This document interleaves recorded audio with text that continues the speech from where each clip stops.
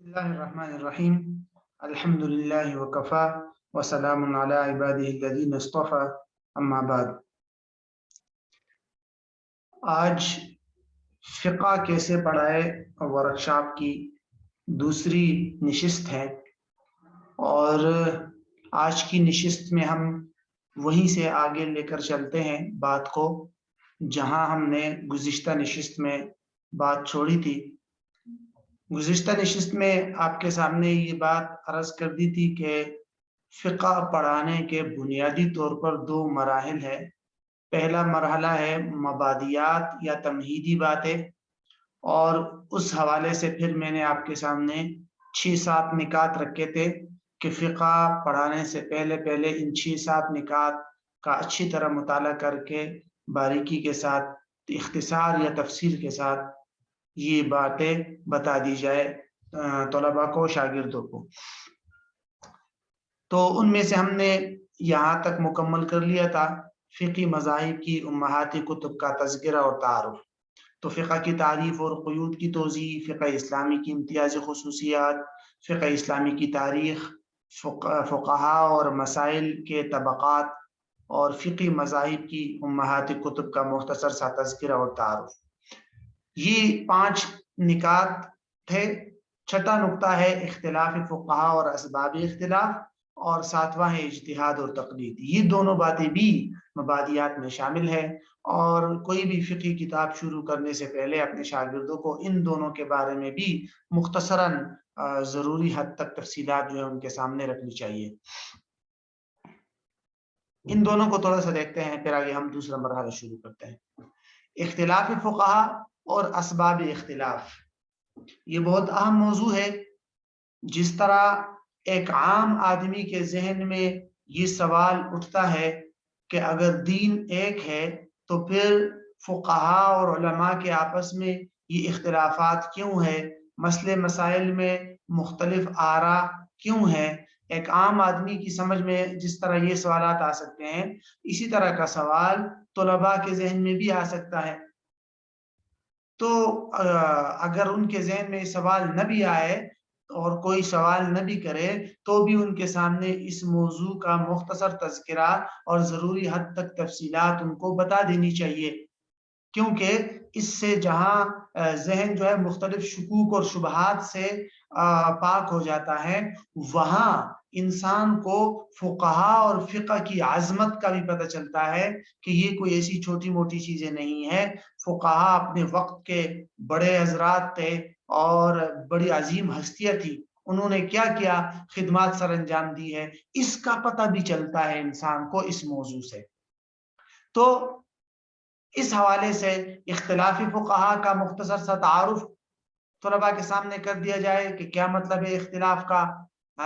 कि मसलन दीन के कुछ मसाइल क़तइया यकीनिया होते हैं जिनमें इख्तिलाफ़ नहीं है, कुछ मसाइल फ़रई होते हैं जिसमें इख्तिलाफ़ हो सकता है। फ़रई इख्तिलाफ़ में फिर फ़रई मसाइल और जुज़ियात में फिर इख्तिलाफ़ क्यों होता है, इसकी बुनियादी वजूहात क्या-क्या है, इस पर उलमा ने बाकायदा किताबें लिखी है। ठीक है? तो ये 3 किताबें आप देखेंगे तो बड़ी अहम किताबें हैं। शेख अवामा की किताब है, बहुत ही अहम किताब है, इसका उर्दू तर्जुमा भी मौजूद है। असरुल हदीस फी इख्तिलाफ अल फ़ुक़हा, कि फ़ुक़हा के इख्तिलाफ में हदीस का कितना असर है। एक हदीस के समझने में फ़ुक़हा का इख्तिलाफ हो गया, एक फ़क़ीह ने एक तरह समझा, दूसरे ने दूसरी तरह, या एक हदीस एक फ़क़ीह को पहुँच गई, दूसरे को नहीं पहुँची। तो हदीस का क्या किरदार रहा है फ़ुक़हा के इख्तिलाफ में। मुख्तसर सी किताब है और बहुत ही उम्दा किताब है। तो अगरचे इसमें एक ख़ास नुक्ते का ज़िक्र है, वो है हदीस का किरदार फ़ुक़हा के इख्तिलाफ में, लेकिन फिर भी ये मुफ़ीद है। इसी तरह दूसरी किताब जो आम किताब है, यानी इसमें ख़ास हदीस का ज़िक्र नहीं है कि हदीस का क्या किरदार है फ़ुक़हा के इख्तिलाफ में, या किसी और चीज़ का क्या किरदार है फ़ुक़हा के इख्तिलाफ में।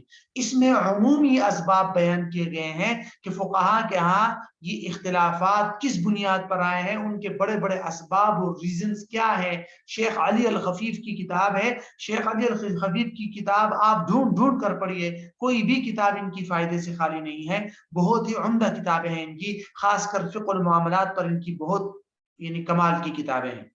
تو بہرحال یہ بھی ان کی ایک کتاب ہے اسباب اختلاف الفقہا. اس کا آپ وہ کر کے نوٹس بنائیں اور اپنے طلباء کے سامنے بنیادی باتیں ان کو بتائیں اور ان کو باقاعدہ مطالعے کے لیے اس طرح کی کتابوں کو بھی آپ تجویز کریں. اسی طرح تیسری کتاب ہے شیخ ڈاکٹر سعید الخن کی. ان کی پی ایچ ڈی کا ایک مقالہ ہے اور یہ بہت کمال کا مقالہ ہے. اس کا اردو ترجمہ بھی اسلامک یونیورسٹی یا شریعہ اکیڈمی اسلام آباد سے ہو چکا ہے. اس کتاب کا نام ہے اثر الاختلاف فی القواعد الاصولیہ فی اختلاف الفقہا. کہ اصولی فقہ کے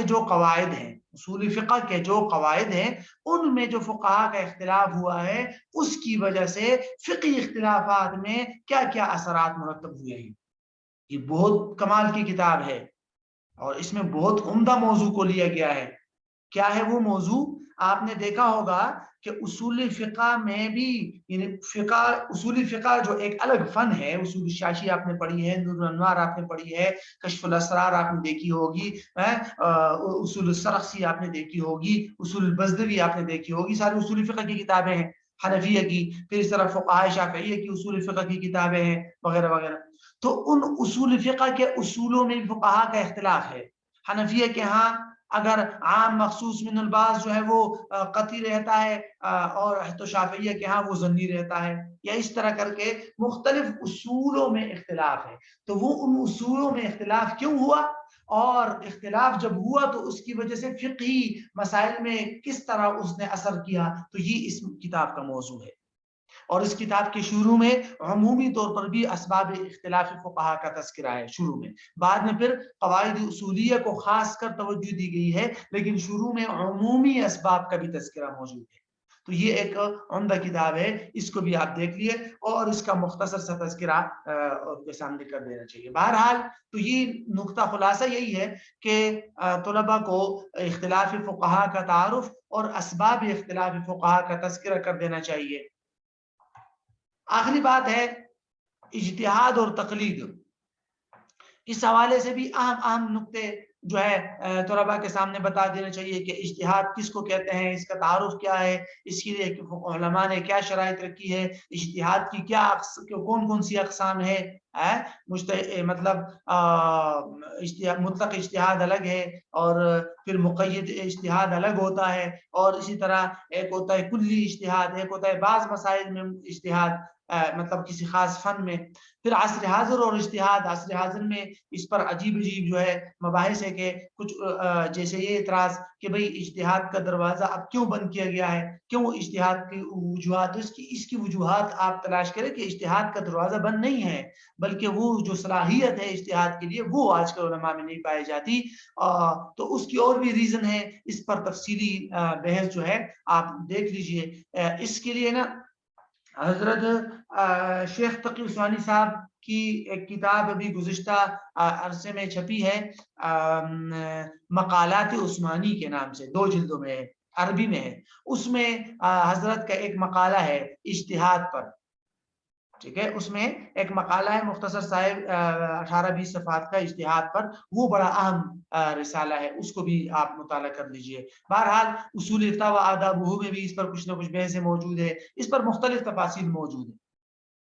تقلید کا مختصر سا تعارف کرا دے آپ کہ تقلید کس کو کہتے ہیں, اس کی کتنی اقسام ہیں, اس کی ضرورت کیوں پیش آئی, اور اس کے تقلید کا درجہ کیا ہے, یہ انتظامی حکم ہے یا اصل شرعی حکم ہے. بہرحال تو تقلید کے بارے میں مختصر سی وضاحت یہ بھی طلباء کو کرنی چاہیے.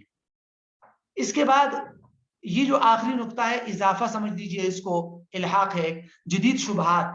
یعنی اگر تو مزید موقع ہو, ٹھیک ہے, اور وقت بھی ساتھ دے اور سامنے آپ کے جو طلباء بیٹھے ہوئے ہیں فقہ پڑھنے کے لیے جو آئے ہوئے ہیں ان میں اتنی صلاحیت بھی ہو, تو ان کے سامنے جو جدید شبہات کیے جاتے ہیں خاص کر فقہ پر, ان کا مختصر تذکرہ کر دینا چاہیے. خاص کر مستشرقین کی طرف سے جو مختلف فقہ پر اعتراضات کیے جاتے ہیں کہ بھئی فقہ جو ہے یہ تو رومن لا سے لیا گیا ہے, ٹھیک ہے, اور سارا کا سارا. تو اس طرح کے اعتراضات کو مختصراً ان کے جوابات دیکھ لینے چاہیے.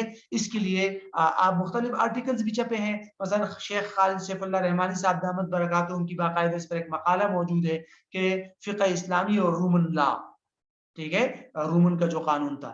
تو اس کے علاوہ آپ محاضرات فقہ حضرت ڈاکٹر محمود غازی رحمہ اللہ کی کتاب ہے، اس کا مطالعہ تو آپ بہر صورت کرے، جدید شبہات کے لیے کرے یا ویسے کرے، لیکن اس کا ایک بڑا فائدہ، یعنی جدید شبہات کا حل تو ہوگا ہی ہوگا، اس کا ایک سب سے بڑا فائدہ کیا ہوگا کہ فقہ کو آپ جدید ذہنوں اور آج کل کے اسلوب میں لوگوں کے سامنے کیسے پیش کر سکتے ہیں، اس کا جواب آپ کو ملے گا.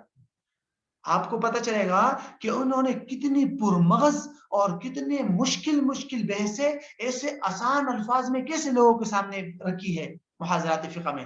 تب آپ کو پتہ چلے گا کہ آسان اسلوب میں اور جدید ذہن کے سامنے ہم فقہ کی مغلق اور مشکل باتیں کیسے پیش کر سکتے ہیں. اس کے لیے محاضرات فقہ آپ پڑھیں. اور میں تو کہتا ہوں کہ محاضرات فقہ کی جو کہ ان کی محاضرات ساری اچھی ہے، عمدہ ہے، لیکن محاضرات فقہ اس کا مطالعہ بار بار کرنا چاہیے. ایک بار نہیں، 2 بار، 3 بار، 4 بار آپ اس کتاب کا مطالعہ کریں اور ہر بار آپ کو اس کا نیا فائدہ محسوس ہوگا. تو بہرحال یہ بہت عمدہ کتاب ہے، اس کو بھی آپ پڑھیں.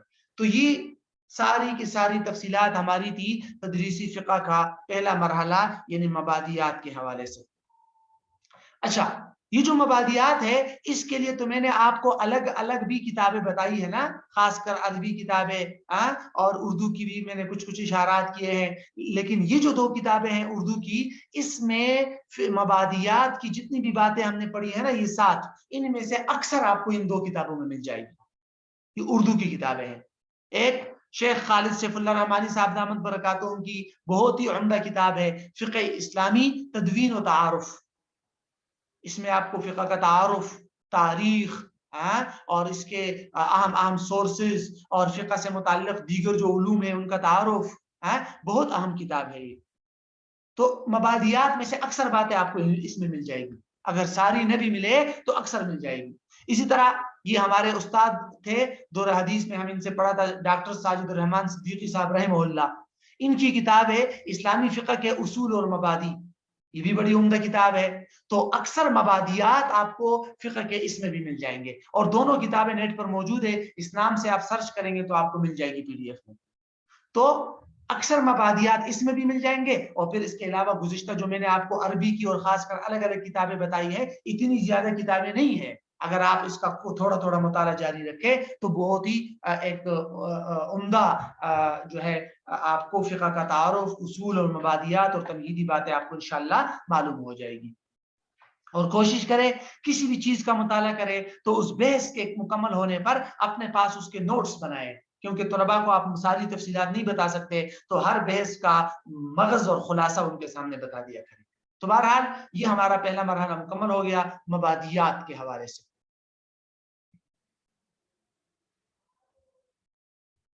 اچھا، اب دوسرے مرحلے کی طرف آتے ہیں، وہ ہے محتویات یا اصل بحث. اس کا مطلب ہے کہ اصل موضوع کی طرف آپ آتے ہیں. کوئی کتاب آپ پڑھا رہے ہیں فقہ کی، مختصر القدوری آپ پڑھا رہے ہیں، علامہ ابن رشد کی بدایت المجتہد آپ پڑھانا چاہ رہے ہیں، ٹھیک ہے، کوئی بھی فقہ کی کتاب سامنے رکھ کے آپ پڑھانا چاہ رہے ہیں، ٹھیک ہے. تو اس میں مختلف چیپٹرز ہوتے ہیں، ابواب ہوتے ہیں نا، کتاب الطہارہ، کتاب الصلاۃ وغیرہ، باب الطہارہ. تو اس کے لیے ہم ان 3 نکات کو الگ الگ دیکھیں گے، ٹھیک ہے. جب بھی آپ کتاب شروع کریں گے تو کتاب کا تعارف، صاحب کتاب کا تعارف، وہ تو آپ کریں گے، اس کے بارے میں تو کچھ بتانے کی ضرورت نہیں ہے کہ کتاب جو ہے کب لکھی گئی، کس نے لکھی ہے، اس کے مصنف کے کیا احوال ہے وغیرہ وغیرہ. وہ مختصر تعارف ہر کوئی کرتا ہے، ٹھیک ہے. ہم اصل مغز کی طرف آتے ہیں، کتاب کے اندر کی طرف. کوئی بھی کتاب جب آپ باب شروع کر رہے ہیں، مثال کے طور پر آپ کتاب البیوع شروع کر رہے ہیں کتاب میں، ٹھیک ہے، تو وہاں آپ نے 3 کام کرنے ہوں گے. سب سے پہلے باب کا تعارف، ٹھیک ہے، کیا کرنا ہوگا؟ باب کا تعارف کرنا ہے. نمبر 2 متن کی تفہیم. متن کا مطلب جو کتاب کے اندر اصل عبارت لکھی ہوئی ہے وہ سمجھانا، کتاب سمجھانا اور بحث سمجھانا. اور نمبر 3 تمرین یا مشق، اس کو آپ امتحان بھی کہہ سکتے ہیں. یہ 3 باتیں ہیں. ان تینوں باتوں کے حوالے سے ہم کچھ اہم باتیں آپ کے سامنے عرض کرتے ہیں، ذرا دیکھ لیجیے اس کو. سب سے پہلے ہم دیکھ لیتے ہیں باب کا تعارف. ٹھیک ہے. کوئی بھی باب آپ شروع کر رہے ہیں، کوئی بھی باب آپ شروع کر رہے ہیں، مثال کے طور پر میں نے آپ کو کیا مثال دی کہ آپ بیو شروع کر رہے ہیں، ہدایت ثالث شروع کر رہے ہیں، بیو شروع کر رہے ہیں، ٹھیک ہے. وہاں تو خیر تو بیو سے آپ آغاز کر رہے ہیں یا کوئی بھی آپ باب شروع کر رہے ہیں، تو باب کے تعارف کے لیے آپ نے 3 باتیں بتانی ہیں ان کو، اور خود بھی اس کا مطالعہ کرنا ہے، تبھی آپ بتا سکیں گے. 3 چیزیں باب کے شروع کرنے سے پہلے بطور تعارف آپ نے بتانی ہے. نمبر 1 اصطلاحات کا تعارف. جو باب آپ شروع کر رہے ہیں اس کی تمام اصطلاحات کا مختصر تعارف ہو جائے. مثال کے طور پر آپ بیو شروع کر رہے ہیں نا، تو بیو کی اصطلاحات کیا ہوں گی؟ آپ ان کو سب سے پہلے بیو بتائیں گے کہ بیو بیع کی جمع ہے اور بے کے لغوی اصطلاحی معنی کیا ہے. ایک اصطلاحی ہو گئی. بائع کس کو کہتے ہیں، مشتری کس کو کہتے ہیں، ثمن کس کو کہتے ہیں، قیمت کس کو کہتے ہیں، ثمن اور قیمت میں کیا فرق ہے، مبیع کس کو کہتے ہیں. ٹھیک ہے. یہ جو بنیادی اصطلاحات ہے، بلکہ اس کے ضمن میں آپ بڑی بڑی چیزیں بھی ذکر کر دیں. مثلا بے صرف کس کو کہتے ہیں، مختصراً، آگے تفصیلی تو آئے گی، مختصراً کہ بھئی بیو کی 4 اعتبار سے تقسیم ہے. اس طرح بے مطلق ہے، بے صرف ہے، بے سلم ہے، استثناء ہے، وغیرہ وغیرہ کر کے. تو مختصراً جو ضروری اصطلاحات آپ ضروری سمجھتے ہیں وہ ساری اصطلاحات ان کو بتا دی جائے مختصر، تاکہ ان کو مکمل اس کا تعارف حاصل ہو جائے. نمبر 2 جو بہت ہی اہم چیز ہے، اس کا میں نے کنز الدقائق میں 1 سال تجربہ کیا ہے اور حد سے زیادہ فائدہ میں نے محسوس کیا ہے، وہ ہے اہم فقہی قواعد اور ضوابط. آپ نے باب کے حوالے سے ضروری ضوابط جو ہے وہ آپ نے جمع کر کے طلباء کو بتانے ہیں مختصراً، تفصیلی نہیں بلکہ مختصراً آپ نے ضوابط بتانے ہیں ان کو. دیکھیے 2 چیزیں الگ الگ ہوتی ہے، ایک ہے قواعد، ایک ہے ضوابط. فقہی قواعد وہ ہوتے ہیں جس کا تعلق ایک سے زیادہ باب کے ساتھ ہوتا ہے. مثال کے طور پر الیقین لا یزول بالشک، اس کا تعلق کتاب الطہارہ وغیرہ وغیرہ بہت ساروں کے ساتھ ہے. یا اسی طرح جو ہے کیا ہے المشقہ تجلب التیسیر، العادت محکمۃ وغیرہ وغیرہ، یہ فقہی قواعد ہے. ضوابط ان کو کہتے ہیں، فقہی ضوابط کو، مختصر جس کا تعلق ایک باب کے ساتھ ہوتا ہے، خاص ایک باب کے ساتھ. مثلا وہ ضوابط آپ جمع کرنے کی کوشش کریں جس کا تعلق صرف بے کے ساتھ ہے. اگر آپ بے شروع کر رہے ہیں، اگر آپ اجارہ شروع کر رہے ہیں نا، کتاب الاجارہ، تو آپ کوشش کریں کہ اجارہ اور رینٹ، کرایہ داری سے متعلق جو ضروری ضابطے ہیں وہ آپ عربی میں جمع کر کے ان کو عربی میں یاد کرائیں اور مفہوم سمجھائیں ان کو. میں نے ایک زمانے میں کوشش کی تھی اس کو جمع کرنے کی، ٹھیک ہے. کنز الدقائق میں باقاعدہ ان کو بتاتا تھا کہ بھئی یہ جو آپ کتاب الاجارہ شروع کر رہے ہیں اس کے لیے یہ 15 ضابطے ہیں، ٹھیک ہے. تو ان 15 ضابطوں کو یاد کریں زبانی، اور ہر ایک ضابطے کا مختصر مفہوم یاد کریں. یہ بہت ضروری ہے.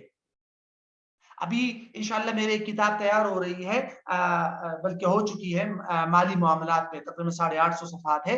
اس میں نے کوشش کی ہے کہ مالی معاملات کے جتنے ابواب ہیں ان کے ضابطے میں نے ہر باب میں جمع کر دیے. بیوع کے الگ، اجارہ کے الگ، ہبہ کے الگ، اور اسی طرح کر کے شرکت کے الگ، مزاربت کے الگ، وہ ضوابط آخر میں نے مختصراً جمع کر دیا ہے، اور اس کا مختصر مفہوم. بہرحال وہ تو سائڈ پہ رکھیے. لیکن اب آپ کہیں گے کہ اس طرح کے ضابطے ہمیں کہاں ملیں گے؟ ہر باب کے الگ الگ، بیوع کے الگ، کتاب الاقرار کے الگ، کتاب القضاء کے الگ، کتاب الطہارت کے الگ، کتاب الصلاۃ کے الگ ضابطے. یہ الگ الگ ضابطے کہاں ملیں گے؟ کیونکہ اشباہ والنظائر، مجلۃ الاحکام، اس میں تو عام قواعد ہوتے ہیں. تو اس کے لیے یہ 4 کتابیں بڑی اہم ہیں. یہ جو موسوعہ ہے نا، موسوعہ معلمہ زائد للقواعد الفقہیہ والاصولیہ، بہت کمال کی چیز ہے. 40-41 جلدوں میں ہے، اور اس کی کمپیوٹر کے لیے ایک سافٹ ویئر بھی استعمال ہو رہا ہے، میرے پاس ہے. تو اس میں آپ کو ہر باب کے الگ الگ ضابطے بھی مل جائیں گے، وہ میں آپ کو بھی دکھا دوں گا، ٹھیک ہے. اسی طرح شیخ محمود حمزہ دمشقی کی جو کتاب ہے الفرائض البہیہ فی قواعد الفقہ، اس میں بھی آپ کو الگ الگ مل جائیں گے. اچھا، یہ انڈیا کے ایک عالم ہے اعجاز احمد قاسمی، انہوں نے کیا کیا ہے کہ ہدایت سے اصول جمع کیے ہیں ہر باب کے الگ الگ، تو ہدایہ کیا ہو جس چیز کے بھی ہو، آپ کو تو باب کے اصول چاہیے تو وہ اصول آپ کسی اور کی کتاب کے لیے بھی فٹ کر سکتے ہیں کہ اس باب کے لیے آپ یہ اصول جمع، تو اس کتاب سے آپ جمع کر سکتے ہیں، یہ کتاب بھی PDF میں موجود ہے۔ یا مفتی ابوالبابا شاہ منصور صاحب نے ہدایہ پر بہت عمدہ کام کیا ہے، 4 جلدوں میں چھپی ہے، تو اس میں ہر جلد کے آخر میں ہر باب کے الگ الگ ضابطے بھی جمع ہے، اصطلاحات بھی جمع ہے، ساری چیزیں جمع ہے، تو وہ ضابطے آپ وہاں سے اٹھا لیجئے۔ ابھی اردو میں بھی ایک کتاب آئی ہے مولانا نعمان صاحب کی، اصول ہدایہ، اردو میں ہے، تو وہ آپ لے لیجئے، الگ الگ، ابھی تو کچھ مسئلہ نہیں ہے، ہر باب کے الگ الگ ضابطے موجود ہیں، تو یہ کام آپ کریں اور یہ بہت ضروری ہے۔ اس کا کیا فائدہ ہوگا؟ جب طالب علم کو ضابطے معلوم ہو جائیں گے نا، مثلا آپ نے کتاب الاجارہ آپ شروع کر رہے ہیں اور طالب علم کو آپ نے 13-14 ضابطے بتا دیے، تو جب بھی آپ کوئی مسئلہ سمجھائے تو آپ پوچھے کہ بھائیو بتاؤ کہ آپ لوگوں نے جو 13-14 ضابطے یاد کیے تھے، اس مسئلے کا تعلق ان ضابطوں میں سے کس ضابطے کے ساتھ ہے، فوراً آپ کو بتا دے گا۔ میں نے خود پڑھایا ہے اور ایسا ایک دن بھی یا ایک مسئلہ بھی نہیں آیا کہ میں نے پوچھا ہو اور کسی ایک طالب علم نے بتایا نہ ہو کہ اس کے لیے کون سا ضابطہ لگ سکتا ہے۔ تو درجہ ثالثہ کے طالب علم وہ جب بتا سکتے ہیں تو رابعہ، خامسہ اور بڑے درجات کے طالب علم تو بدریق اولا پڑھا سکتے ہیں، بتا سکتے ہیں۔ تو یہ بہت اہم چیز ہے، اس سے باب کے سارے مسائل ان کے ذہن میں بیٹھ جاتے ہیں۔ تیسری چیز ہے خلاصۃ الباب کا استحضار۔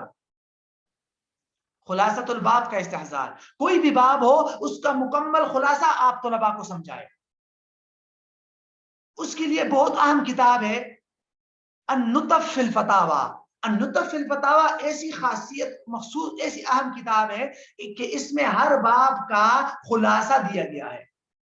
مثلا اگر بیوع ہے تو آپ کو وہاں بتا دیں گے کہ بائع سے متعلق اہم احکام یہ ہے، مشتری سے متعلق یہ ہے، مبیع سے متعلق یہ ہے، قیمت سے متعلق، تو وہ سارا خلاصہ آپ کو، آپ اگر مکمل باب کا خلاصہ اس سے دیکھ کر آئے نا النطف فی الفتاوی تو بہت فائدہ ہوگا، اور مکمل باب کا خلاصہ طلباء کو یاد ہو جائے گا کہ وہ آپ کو بتا سکیں گے کہ کتاب الاجارہ کا مکمل خلاصہ یہ ہے، میں 5 منٹ میں سنا سکتا ہوں، فلاں کہے گا میں 3 منٹ میں سنا سکتا ہوں، تو مکمل خلاصہ آپ کو بتا دے گا۔ دلائل، آراء اور باریکیاں چھوڑ کے اصل مسائل کا خلاصہ۔ تو یہ 3 چیزیں بہت ضروری ہے باب کے شروع کرنے سے پہلے۔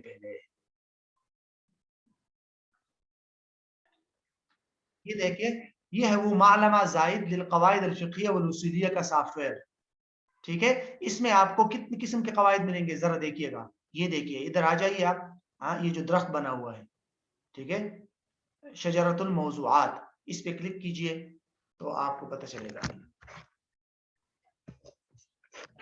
اب یہ دیکھیے آپ، مقدمات تو چھوڑیے، ٹھیک ہے، اچھا یہ مختلف قسم کے قواعد ہیں، یہ دیکھیے قواعد المبادی، قواعد المقاصد، قواعد المشقہ، موضوع کے اعتبار سے نظر ہے، قواعد الوسائل، قواعد مقاصد المکلفین، مختلف یعنی موضوعات کے اعتبار سے۔ اسی طرح یہ دیکھیے قواعد فقہیہ کبریٰ، قواعد فقہیہ کبیرہ، وسطیٰ، صغریٰ، ٹھیک ہے۔ یہ آ گئے وہ ضوابط جو میں آپ کو بتانا چاہ رہا تھا۔ یہ دیکھیے ضوابط ابواب العبادات، ضوابط ابواب المعاملات، ضوابط ابواب فقہ الاسرہ، یہ دیکھو نظر آ رہا ہے۔ اب اسی میں سے آپ کلک کریں گے تو اندر جا کے دیکھیے عبادات پہ میں نے کلک کیا، ضوابط باب الطہارہ، ضوابط باب الصلاۃ، ضوابط باب الجنائز، نظر آ رہا ہے۔ تو اسی طرح معاملات پہ میں نے کلک کیا تو ضوابط المعاوضات، اب معاوضات کے اندر میں کلک کروں گا تو بیوعات، یہ دیکھیے بیوع، شفع، نظر آ رہا ہے۔ اب بیوع پہ میں کلک کروں گا تو یہ دیکھیے یہ وہ قاعدے آ گئے، اب میں اس پہ کلک کروں گا تو وہ قاعدہ کھل جائے گا، اس قاعدے کا مفہوم آپ کو مل جائے گا، اس قاعدے سے ملتے جلتے دیگر قواعد آپ کو مل جائیں گے، ٹھیک ہے۔ یہ میں نے ڈبل کلک کیا، اب ذرا دیکھیے گا اس کو،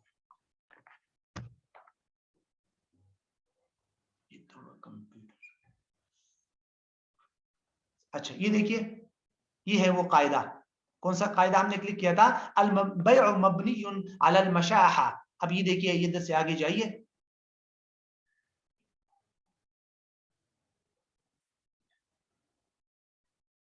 یہ دیکھیے ملتے جلتے الفاظ، اس قاعدے کے ملتے جلتے الفاظ آ گئے، دیگر قواعد، باقاعدہ حوالہ جات موجود ہے نیچے دیکھیے، ٹھیک ہے۔ اسی طرح آگے جائیں گے تو آپ کو مفہوم بھی بتائیں گے، یہ دیکھیے شرح الضابط، ضابطے کا کی شرح، اور پھر اس کے بعد آپ کو اس کی تفریعات بھی بتائیں گے، مثالیں، یہ دیکھیے آپ ابھی دیکھیے شرح چل رہی ہے، अदिल्लत ज़ाबित, ये देखिए इस ज़ाब्ते के बुनियादी दलाइल कहाँ से लिया गया है, और तत्वीक़ात ज़ाबित, ये देखिए कि उस ज़ाब्ते की मिसालें। तो बहरहाल ये एक अहम चीज़ है जो जिसका आप जो है वो ज़रूर इससे इस्तिफ़ादा करें। अब आते हैं हम मतन की तफ़हीम की तरफ। जैसे मैंने आपको बताया था कि दूसरा मरहला क्या था, मुहतवयात या असल बहस, ठीक है। जब आप सबक पढ़ाना शुरू करें तो सबसे पहले तो किसी गैर मुतअय्यन तालिब इल्म को किसी को भी पकड़े और उसको कहे कि इबारत पढ़े, ठीक है।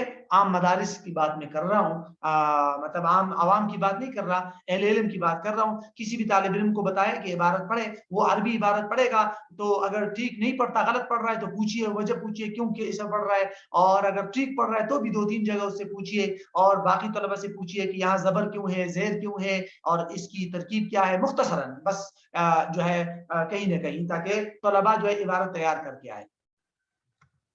बल्कि एक मिनट, इससे पहले एक दो काम और करने थे। ये मतन की तफहीम के लिए ये दो बातें हैं, फिर उसके बाद हम आते हैं हमारे अहले इल्म बड़े अकाबिर फरमाते हैं ना कि सबक समझने के लिए 3 काम तालिब इल्म के हैं और 3 काम उस्ताद के हैं। यानी उस्ताद का मुताला ही है, एक ही काम है, लेकिन उस एक काम में भी उस्ताद के 3 काम है। तालिब इल्म के 3 काम ये है कि आइंदा सबक देखना, यानी कल वाला सबक देख के आना, उसके लिए इबारत तैयार करना।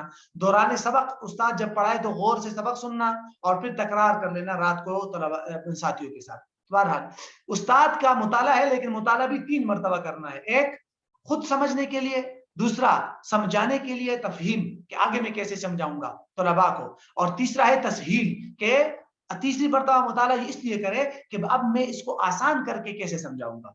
तो ये 3 काम होते हैं, खुद समझना, समझाना और आसान करके समझाना, तसहील। तो जब आप सबक बाकायदा पढ़ाना शुरू करें तो किसी भी तालिब इल्म को लेकर उससे इबारत पढ़वाए। उसके बाद ये देखिए जरा सूरत मसला समझाए कि भाई ये जो पूरी इबारत आपने पढ़ी है, इसके अंदर सूरत मसला इसका ये है कि अगर कोई आदमी आया, उसने यूं कर दिया, ये किया, चीज खरीदी और यूं कर दिया, पूरा उसको एक यानी कि सूरत समझा लीजिए, ठीक है। अगर उस मसले का ताल्लुक अमल के साथ है तो अमली मशक कीजिए, ये बहुत जरूरी होता है। मिसाल के तौर पर अगर किताबुल क़ज़ा का मिसाल के तौर पर मसला है, एक मुद्दई है, मुद्दा अलैह है, काजी है, गवाह है, आप तालिब इल्म में से एक को दाएं तरफ से खड़ा कीजिए, कहो कि भाई ये मुद्दई है, दूसरे को बाएं तरफ से खड़ा कीजिए कि ये मुद्दा अलैह है, सामने काजी साहब को बिठा लीजिए, और दो तालिब इल्मों को और मजीद को कहे कि ये गवाह है, और पूरे मसले को उन पर फिट करें आप। तो इसका बड़ा फायदा होता है कि इससे उनके ज़हन में वो मसला बैठ जाता है। तो ये जो अमली मशक होती है, ये बहुत जरूरी होता है। ठीक है जी, सूरत मसला समझा दिया, अमली मशक से समझा दिया। उसके बाद आते हैं इख्तिलाफी मसाइल। अगर इख्तिलाफी मसला है जिसमें उलमा के मुख्तलिफ आरा है, तो आप हर राय को अलग अलग बताएं। सूरत मसला आपने समझा दिया, अब आप उनको बताएं कि ये जो मसला हमने समझा, इसमें इमाम अबू हनीफा रहमतुल्लाह अलैह की राय ये है, इमाम शाफी रहमतुल्लाह अलैह की राय ये है, पूरे एहतराम के साथ, ठीक है। फिर दलाइल बताए, हनफिया के दलाइल, नकली दलील ये है, अकली दलील ये है, इमाम शाफी रहमतुल्लाह अलैह की दलील ये है और उनकी दलील ये है, ठीक है। जब ये दलाइल भी हो जाए तो आखिर में आप तरजीह दे दे कि हमारे यहाँ ठीक है राय सबकी दुरुस्त हो सकती है, लेकिन हमारी राय में इमाम अबू हनीफा रहमतुल्लाह अलैह की राय जो है वो ज्यादा राजे है, और उसके राजे होने की बुनियादी वजह क्या है, वो वजह तरजीह भी बताए, ठीक है। इसी तरह मुफ्ताबिही कौल के बारे में, मसलन कभी कभी ऐसा होगा कि खुद हनफिया के अंदर भी 2-3 अक़वाल होंगे, इमाम अबू हनीफा रहमतुल्लाह अलैह की अलग राय होगी, इमाम अबू यूसुफ रहमतुल्लाह अलैह की राय अलग होगी, इमाम मोहम्मद रहमतुल्लाह की राय अलग होगी। तो आप उनमें बताएं कि हमारे यहाँ फतवा किस कौल पर है और क्यों। इमाम अबू हनीफा रहमतुल्लाह अलैह के कौल पर फतवा है तो क्यों है, इमाम अबू यूसुफ रहमतुल्लाह अलैह की राय पर फतवा है तो क्यों है, वजह क्या है उसकी। और साथ में आखिर में आपने जदीद मसाइल, तो खैर बाप के आखिर में बताए जाते हैं कि इस बाप के जदीद मसाइल जो है वो ये है, ठीक है। तो ये जो दूसरी लाइन है, ये आपका मुकम्मल सबक का खुलासा है। सूरत मसला, अमली मशक, इख्तिलाफी मसले में मुख्तलिफ उलमा की आरा, उनके दलाइल, तरजीह, मुफ्ताबिही कौल, और जदीद मसला। जदीद मसला अगर उसी मसले से मुताल्लिक हो, आजकल वजूद में आया हो तो ठीक, वरना तो बाप के आखिर में उस बाप से मुताल्लिक जो जितने जरूरी जदीद मसाइल है वो आपने डिस्कस करनी। मुफ्ताबिही कौल के लिए आप कौन सी किताबें देखेंगे, मसलन कि भाई किस कौल पर फतवा दिया गया है, उसके लिए ये दो किताबें काफी फायदेमंद है।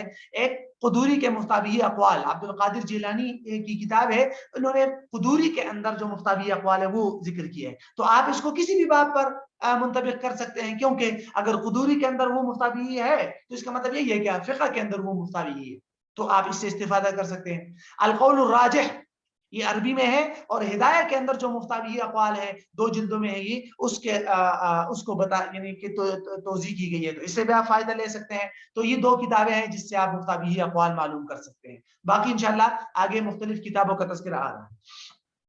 अच्छा, अमली मिसालों के लिए ये शेख अब्दुल हमीद की किताब है अल फ़िक़्हुल हनफ़ी फ़ी सौबी अल जदीद। इसका बड़ा फायदा क्या है?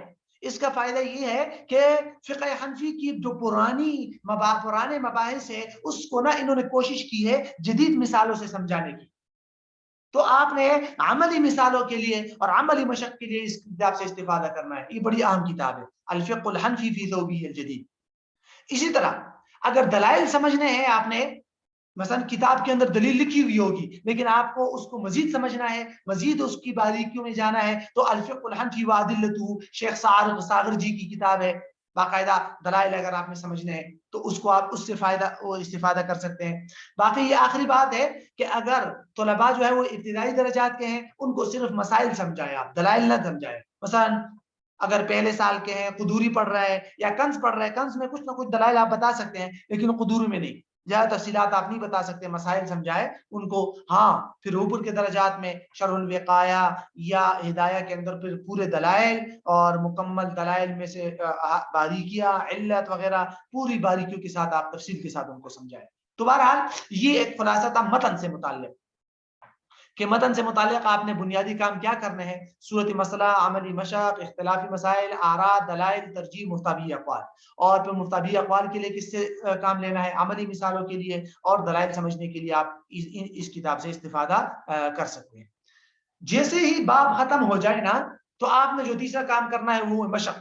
तुलबा को आपने मशक़ देनी है, ज़बानी इम्तिहान ले आप या तहरीरी ले ले, ज़बानी ज़्यादा मुफीद नहीं होता, तहरीरी ज़्यादा मुफीद होता है। उन जो कुछ आपने पढ़ाया है तो एक दिन ना करें आप, कोई मसला नहीं है। आप अगर एक बाब के खत्म होने पर एक दिन छुट्टी करके उनको इम्तिहान की तैयारी कराएं और फिर उनका इम्तिहान लिया जाए तो इसका बड़ा फायदा होगा। अपनी उसी तरतीब के मुताबिक उनका इम्तिहान लिया जाए जिस तरतीब से आपने सबक पढ़ाया है।